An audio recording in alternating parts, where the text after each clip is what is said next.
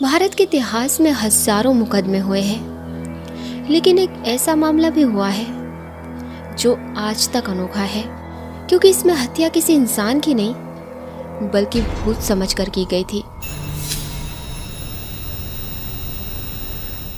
जी हाँ, आपने सही सुना।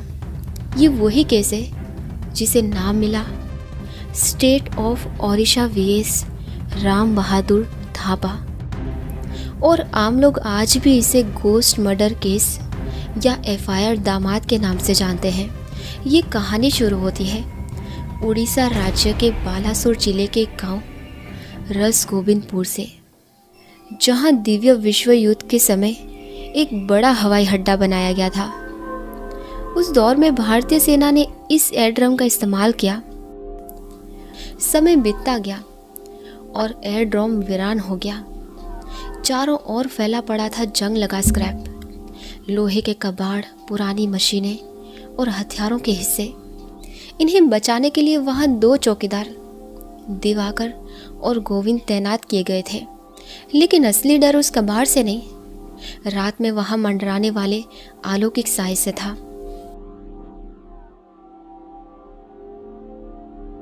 साल था 1958। कलकत्ता के एक व्यापारी जगत बंधु चैटर्जी, जो चैटर्जी ब्रदर्स के नाम से स्क्रैप का कारोबार करते थे, उन्हें खबर मिली कि रसगोविंदपुर में भारी मात्रा में सरकारी स्क्रैप बिक्री के लिए पड़ा है। वो अपने नेपाली नौकर राम बहादुर थापा को साथ लेकर गांव पहुंचे। राम बहादुर नेपाल का रहने वाला था और वो सालों से जगत बंधु के साथ काम कर रहा था। जब व्यापार की प्रक्रिया लंबी खींचती दिखी तो दोनों ने कृष्णचंद्र पात्रो नाम के एक स्थानीय व्यक्ति के घर में किराए पर रहना शुरू कर दिया। कृष्णचंद्र की एक चाय की दुकान भी थी जो उसी पुराने एयरड्रम के पास लगती थी। गांव में एक अफवाह सालों से घूम रही थी कि रात के समय एयरड्रम के आसपास भूत घूमते हैं। लोग कहते थे कि वहां से रात में सफ़ेद परछाइयाँ, तेज आवाज़ें और हवा में उड़ते साए देखे जाते हैं। दिन में तो लोग उधर जाते, पर सूरज ढलते ही वो पूरा इलाका वीरान हो जाता। कई बार लोग अंधेरा होने पर रास्ते में फंस जाते, तो अपने गांव जाने की बजाय किसी रिश्तेदार या परिचित के घर रुक जाते। जगत बंधु और राम बहादुर थापा को ये सब सुनने को मिला, पर उन्होंने इसे एक मजाक से ज़्यादा कुछ नहीं समझा। रात के करीब 9 बजे का समय था। जगत बंधु, राम बहादुर और कृष्णचंद तीनों चाय की दुकान पर बैठे थे। तभी वहाँ एक आदमी आया, चंद्रमा, जो पास के टिलकुंडी गांव से था।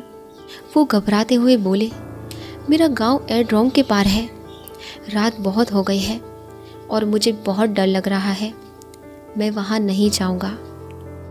इस बात पर जगत बंधु हंसते हुए बोले, अगर वहाँ वाकई कोई भूत है तो चलो आज देख ही लेते हैं। राम बहादुर थापा भी जोश में आ गया। उसने अपने पारंपरिक नेपाली चाकू और टॉर्च उठाई। कृष्णचंद्र भी मान गया और चारों मिलकर चंद्रमा को उसके गांव छोड़ने निकल पड़े। रास्ते में सब कुछ नॉर्मल था, कहीं से भी किसी तरह की कोई आवाज़ नहीं और कोई हलचल नहीं। वो चंद्रमा को सही सलामत अपने गांव तक पहुंचा देते हैं। अब वापसी का रास्ता शुरू होता है और तभी पुराने एयरड्रम के पास पहुंचते ही उन्हें दूर किसी हलचल का एहसास होता है। हल्की सी रोशनी, तेज हवा और घास में चलती हुई परछाइयाँ। ऐसा लगा जैसे वहाँ रहस्यमय कोई साए घूम रहे थे। राम बहादुर थापा ने कहा कि यही वो भूत है जिसके बारे में हमने सुना था और जिससे लोग डरते हैं। वो बिना कुछ सोचे अंधेरे में दौड़ पड़ता है, टॉर्च बंद, आंखों में जोश और हाथ में हथियार। वो चिल्लाता हुआ तेजी से वार करता है, जबकि जगत बंधु और कृष्णचंद्र दोनों पीछे छूट जाते हैं। जब पीछे से जगत बंधु और कृष्णचंद वहां पहुंचते हैं तो उनका दिल दहल जाता है। वो देखते हैं कि 3 महिलाएं जमीन पर पड़ी थी। जिनमें से एक की मौत हो चुकी थी और 2 गंभीर रूप से घायल थी। फिर बाद में पता चला कि वो कोई भूत नहीं बल्कि गांव की महिलाएं थीं जो लकड़ियां इकट्ठा करने के लिए आती थीं और रात में टॉर्च के सहारे वो अपना काम करती थी। लेकिन अंधेरे में अफवाहों के डर और मानसिक उत्तेजना के चलते राम बहादुर थापा ने उन पर हमला कर दिया था। ये मामला अदालत में गया और नाम पड़ा state of Odisha VS Ram Bahadur Thapa. ये मुकदमा भारत के इतिहास का पहला और शायद आखिरी ऐसा केस था जिसमें हत्या भूत समझकर की गई थी। अदालत ने सबूत, गवाह, मानसिक स्थिति और उस रात की पूरी घटना को देखा।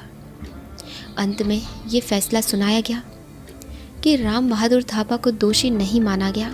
अदालत ने कहा कि उसने आत्मरक्षा और भूत के डर में हमला किया था। वो मानवीय गलती थी। राम बहादुर थापा ने किसी से दुश्मनी में हत्या नहीं की थी। उसने वो डर, भ्रम और अफवाह में ऐसा किया था। लेकिन उस रात 3 औरतों की जिंदगी बदल दी गई और एक की तो हमेशा के लिए छीन ली गई।